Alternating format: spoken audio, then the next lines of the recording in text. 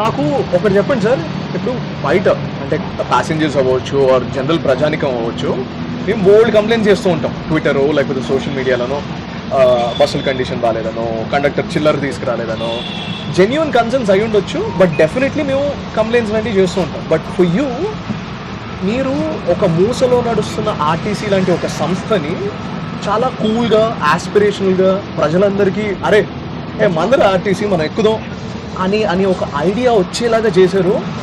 అంటే I think you deserve a huge round of applause and congratulations on that front. So really super happy and super glad that you took over sir.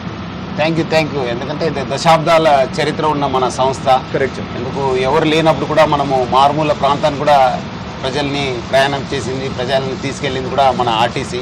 ఇక్కడ కాదు, మొత్తం దేశవ్యాప్తంగా, ప్రపంచవ్యాప్తంగా ఈ ప్రజా రవాణా వ్యవస్థ అనేది ఒక ప్రజల నాడి. చాలామంది దీంతోనే పుట్టి పెరిగారు, దాంతోనే జీవించారు. చాలామంది లైఫ్ కూడా మార్చిన సందర్భాలు కూడా మన ప్రయాణంలో చూశాను.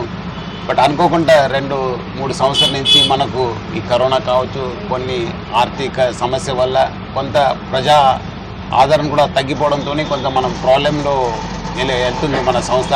బట్ చాలా స్కోప్ ఉంది. నేను ఇక్కడ జాయిన్ అయిన తర్వాత మీరు అన్నట్లు నేను ఒక హార్డ్ కోర్ పోలీస్ ఆఫీసరు.